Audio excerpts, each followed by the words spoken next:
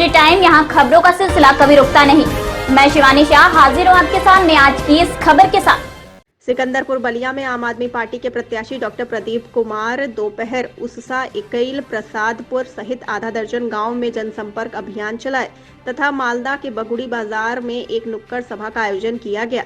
इस दौरान डॉक्टर प्रदीप कुमार ने कहा कि क्षेत्र को भ्रष्टाचार मुक्त करना और विकास की गति तेज करना उनकी प्राथमिकता है।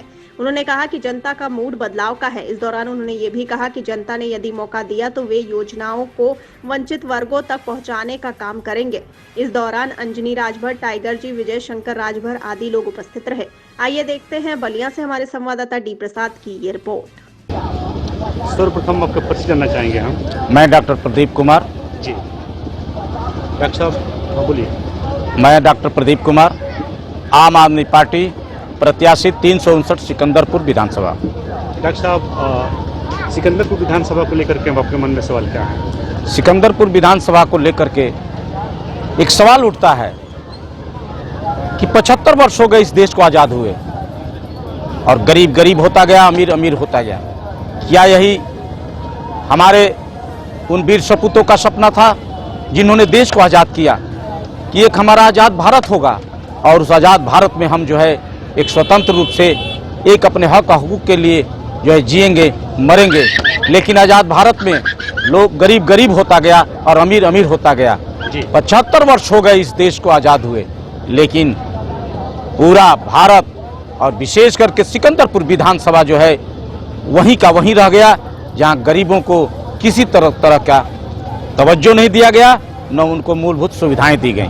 डॉक्टर साहब, बलिया में सिकंदरपुर विधानसभा ऐसा विधानसभा है कि जो कि प्रदेश का मुखिया चुनता है जी। एक अपने आप में बहुत बड़ा है। तो सिकंदरपुर बहुत समय से पिछड़ा हुआ है। इसको अगर मौका मिलता है, अगर पार्टी द्वारा अगर आपको हाथों को लोग जनता मजबूत करती है, तो पहला प्राथमिकता क्या होगी सर? सबसे पहले अगर हमको सिकंदरपुर विधानसभा की जनता अगर हमको चुनती है तो सबसे प्रथम हमारी वरीयता होगी शिक्षा, क्योंकि जब शिक्षा और शिक्षित समाज होगा तभी हम रोजगार के लिए जो है प्रयास कर सकते हैं। इसलिए सिकंदरपुर की जनता को, यहाँ के नौजवान और हमारी जो बहनें हैं उनको शिक्षित कराना प्रथम मेरा उद्देश्य रहेगा। पक्ष की सरकार ये बोल रही है कि हम 5 साल काम किए हैं। युवाओं के रोजगार की बात की जाए, महिला सुरक्षा की बात की जाए, इसको किस नज़र से आप देख रहे हैं? ये देखना क्या, वो तो सामने है। उन लोगों ने कहा कि हम हर साल जो है 2 करोड़ नौकरी देंगे और उन्होंने, वो तो साफ है। जैसे ये लोग कहते हैं फर्क साफ है, जो आजकल आ रहा है फर्क साफ है। हमारे युवा और हमारी बहनें शिक्षित होकर के, प्रशिक्षण लेकर के और दर दर की ठोकरें खा रहे हैं। कहाँ उन लोगों ने विकास किया है, कहाँ नौकरी दी है? इसलिए शिक्षा को भी उन लोगों ने चरम सीमा पर ला दी, स्कूल बंद करके, कोरोना को का भयानक रोग बता करके इन लोगों ने लोगों को डरावनी एक जो है बिल्ली जो होती है वो पेश कर रहे हैं, जबकि इन लोगों की रैलियों में किसी तरह का ना कोरोना है ना महामारी है। इसलिए इस देश में और इस विशेष करके इस प्रदेश में और उससे भी विशेष करके सिकंदरपुर विधानसभा में शिक्षा को अहम भूमिका, को डरावनी एक जो है बिल्ली जो होती है वो पेश कर रहे हैं, जबकि इन लोगों की रैलियों में किसी तरह का ना कोरोना है ना महामारी है। इसलिए इस देश में और इस विशेष करके इस प्रदेश में और उससे भी विशेष करके सिकंदरपुर विधानसभा में शिक्षा को अहम भूमिका देंगे और शिक्षित समाज को बनाएंगे। तब जाकर के जब हमारा समाज शिक्षित होगा, उससे रोजगार प्राप्त होगा और रोजगार प्राप्त होगा तो हमारा समाज जो है एक सुदृढ़ और विकास करेगा।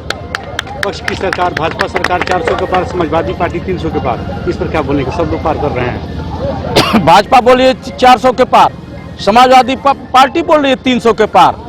तो ये लोगों ने जुमला शुरू से बोला है, अब कह रहे हैं।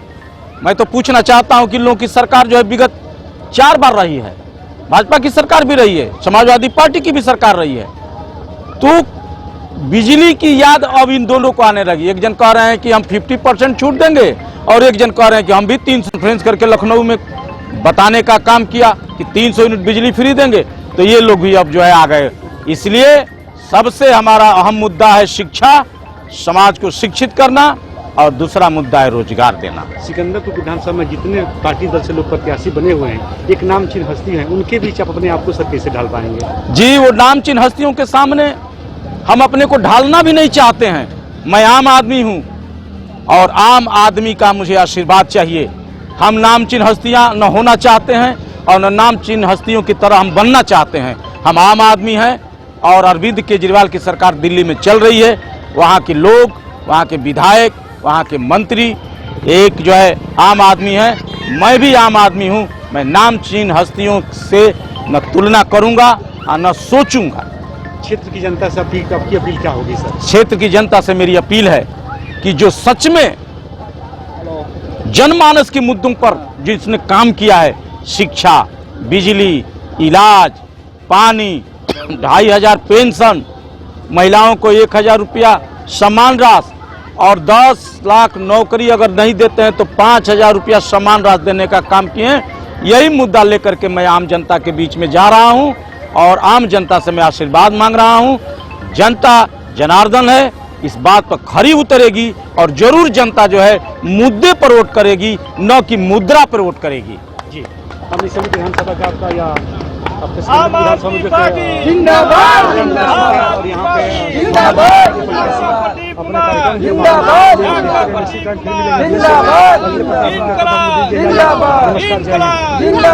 इस कड़ी में बस इतना ही। ताजा तरीन खबरों के लिए बने रहिए एनएसडी टाइम्स के साथ। मुझे दीजिए इजाजत, नमस्कार।